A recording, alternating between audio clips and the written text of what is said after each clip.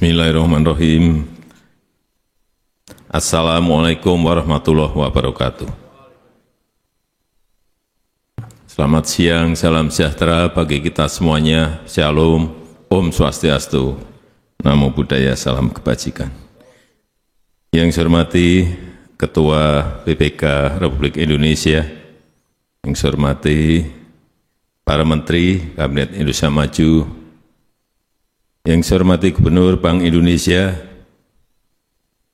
yang saya hormati para gubernur, para bupati, para wali kota yang hadir, Bapak Ibu sekalian, hadirin yang saya hormati. Pertama-tama saya ingin menyampaikan ucapan terima kasih yang sebesar-besarnya kepada tim pengendali inflasi, baik di tingkat pusat maupun di daerah, serta para gubernur, para bupati, dan para wali kota. Kita tahu inflasi sangat terkendali di angka 3,08% di Juli 2023. Ini sebuah angka yang sangat baik sekali. Kita bisa mengendalikan harga barang dan jasa. Coba kalau kita bandingkan dengan negara lain, Argentina, inflasinya 113%. Nah, ini pertumbuhan ekonomi berapapun tekor. Turki 47%. Bapak Ibu bisa membayangkan 47%. India 7,4%. EU 5,3, Amerika 3,2, kita 3,08.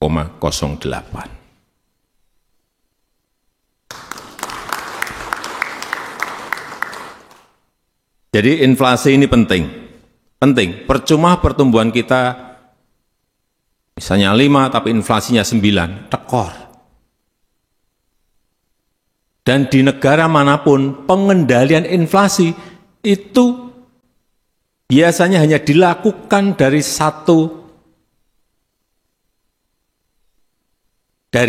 bank sentralnya. Kalau kita dari Bank Indonesia, dari situ dikendalikan. Lewat apa? Kenaikan suku bunga. Lewat nilai tukar. Tanya di negara manapun, pasti memakai itu. Kita tidak. Kita kombinasi. Ada kebijakan moneter, fiskal, dan juga pengecekan di lapangan secara langsung.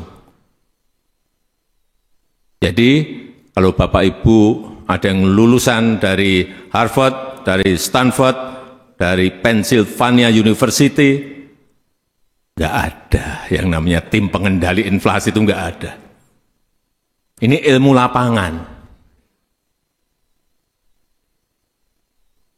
Nggak ada. Karena lucu, Bapak Ibu bayangkan, mengendalikan inflasi dengan kenaikan suku bunga. Kalau pasokannya tidak baik, stok tidak memiliki, ya pasti harga akan naik. Dikendalikan dengan moneter, dengan kenaikan suku bunga. Tapi distribusi barangnya terganggu karena jalannya rusak semuanya. Nggak ada artinya. Jadi ini kombinasi antara kebijakan moneter, fiskal, dan juga pengecekan di lapangan secara langsung. Saya senang bahwa harga-harga yang saya pantau di pasar dalam minggu ini, saya cek di Pekalongan, saya cek lagi di Palu, semuanya pada posisi menurun, hanya satu sekarang yang kita masih memiliki masalah di urusan beras, karena ada super El Nino. Saya sudah telepon ke Perdana Menteri Hun Sen, saya sudah ketemu kemarin Perdana Menteri Bangladesh, ketemu juga Perdana Menteri India, Narendra Modi, Ya gimana, harga beras nggak naik, mereka semuanya nggak ekspor, pegang untuk keamanan dalam negerinya.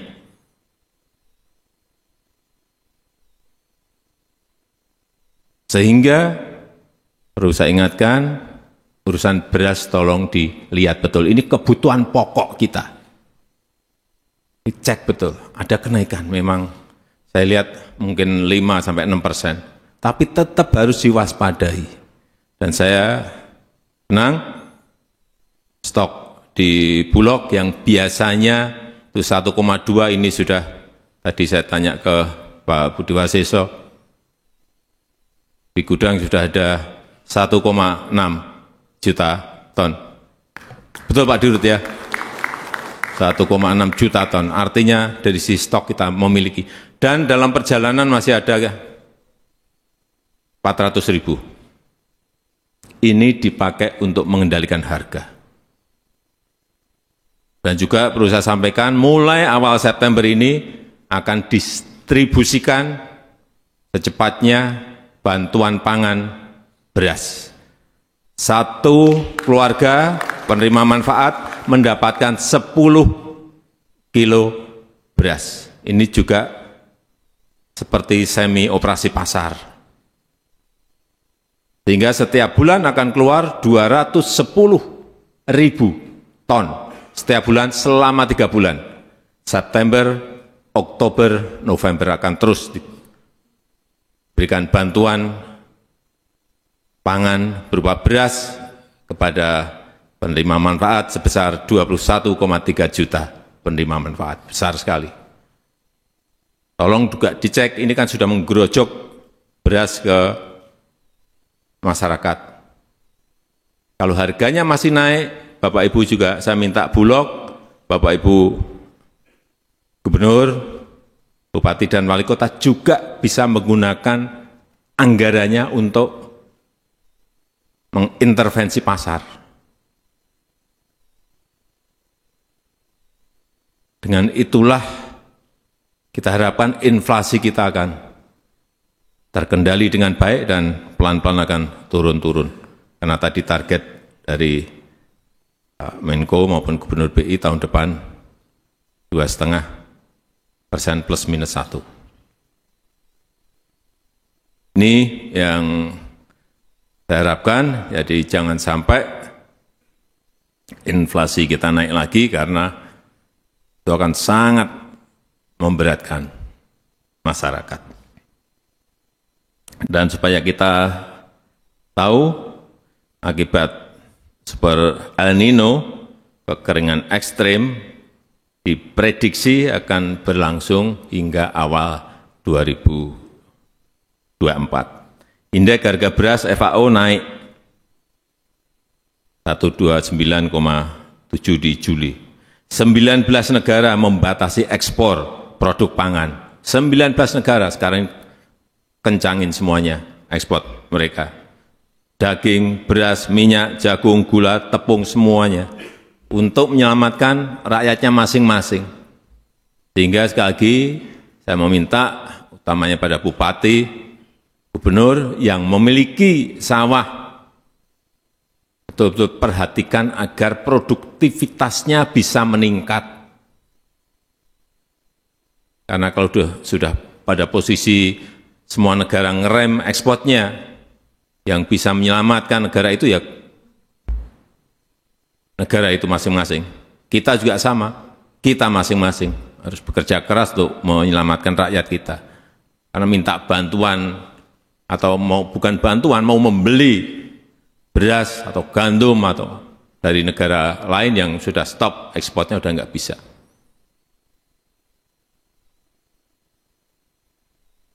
Dan inflasi beras di Indonesia di Juli kemarin memang benar 6,4%. Ini yang kita harus hati-hati.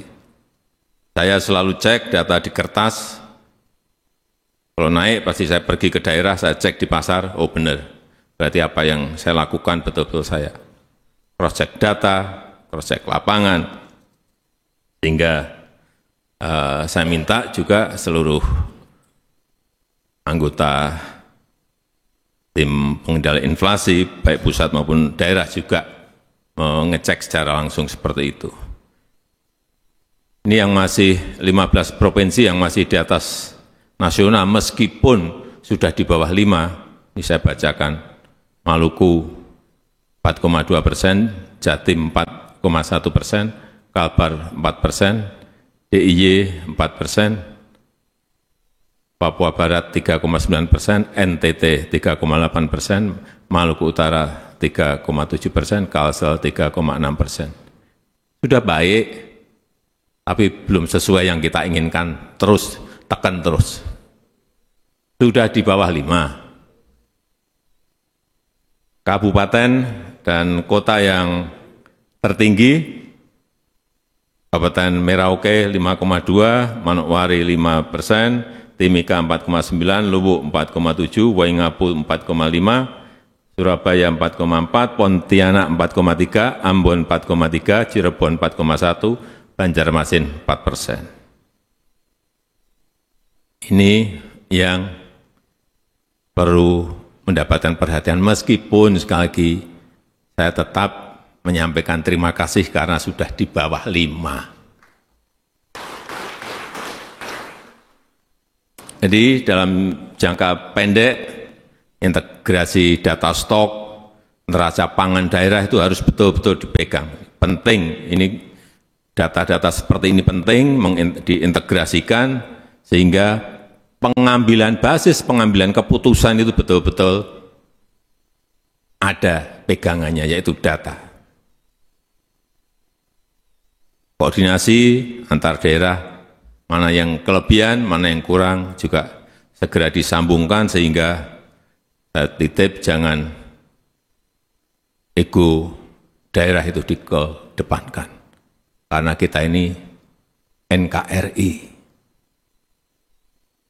yang kurang disuplai oleh yang lebih, bayar juga, bayar bukan gratisan, supply, ini kurang, supply.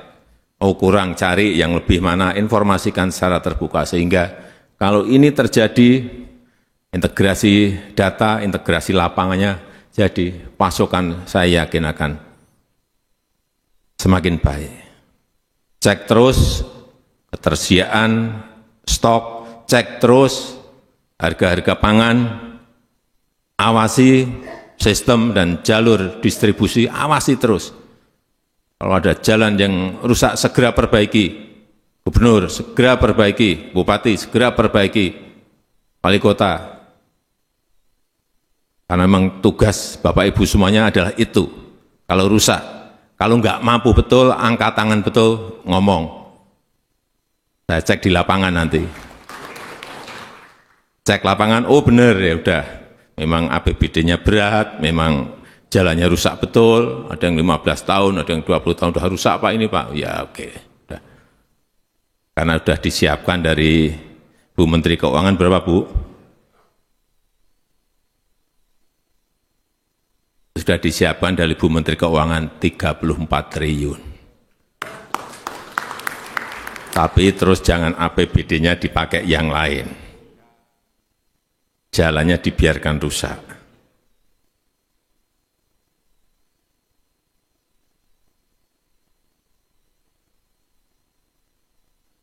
Yang paling penting juga, tolong dicatat, tingkatkan cadangan pangan di daerah. Ada cadangannya.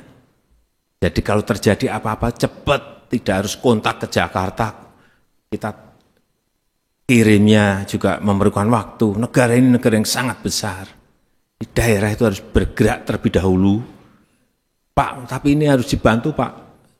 Sebelum 1 bulan kami harus, oke, jangan baru langsung teriaknya ke pusat.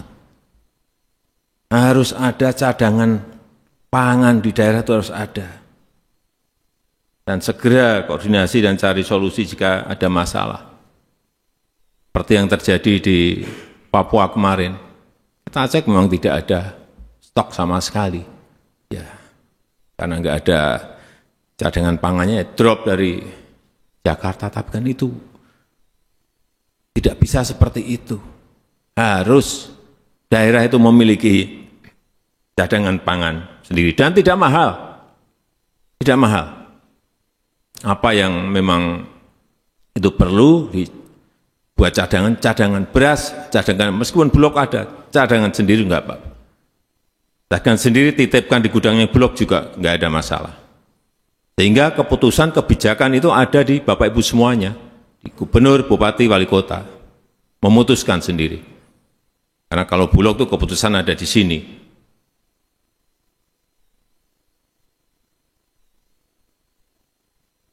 Dan optimalkan fiskal daerah untuk mengendalikan inflasi. Sekali lagi, inflasi ini kunci.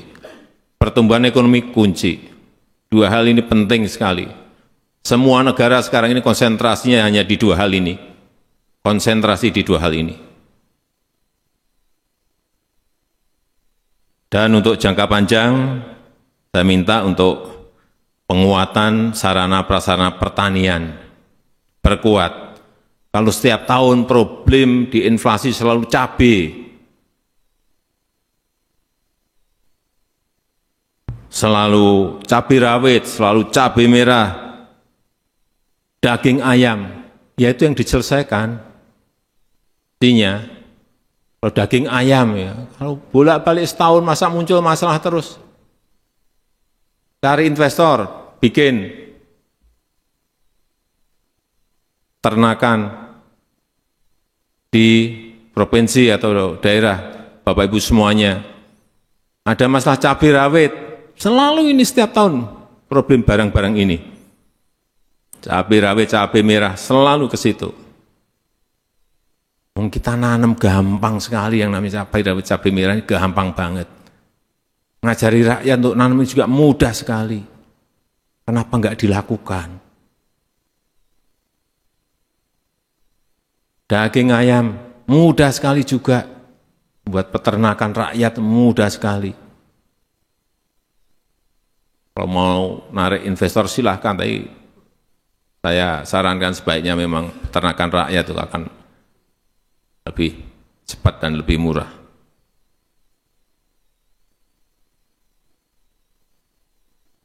Saya rasa itu yang ingin saya sampaikan dalam kesempatan yang baik ini. Sekali lagi saya ingin menyampaikan ucapan terima kasih yang sebesar-besarnya kepada tim pengendali inflasi, baik pusat dan daerah, Gubernur, Bupati, dan Wali Kota yang sudah bersama-sama dengan kita semuanya dalam rangka mengendalikan inflasi.